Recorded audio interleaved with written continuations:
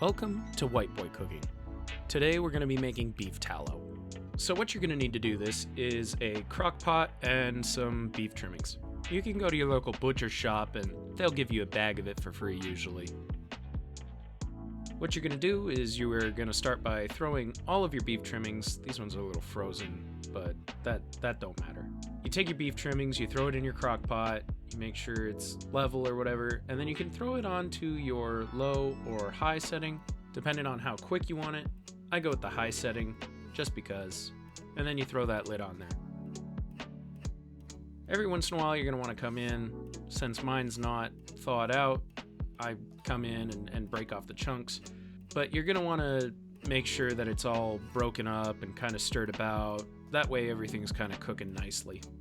After a couple more hours, you'll be left with this lovely soupy mix. That liquid in there is your liquid gold, your beef tallow, if you will. You get yourself your sanitized jar with a coffee filter and a funnel. Of course, I'm using a pickle jar, but preferably you want to use mason jars.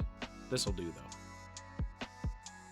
You start by scooping out those, what they call cracklins, and then you throw them into that filter there and let it drain out a bit.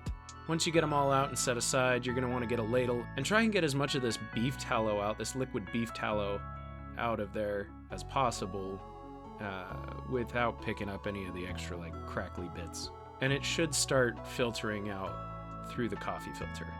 Kind of get it all full to the brim there, if you will. You'll start seeing it kind of going through and into the jar there.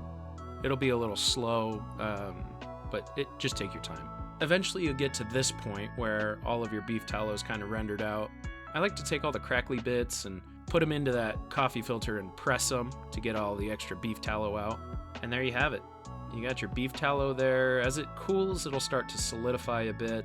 This stuff is great for cooking. You use it as a replacement for your butter. You can use it to like saute things. That's one from a while ago that I made. That's what it'll look like when it solidifies.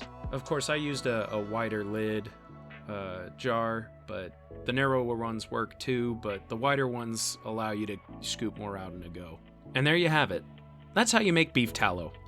Thank you for watching. Please like, subscribe, comment, do all those other awesome things you people do, and I'll see you in the next video.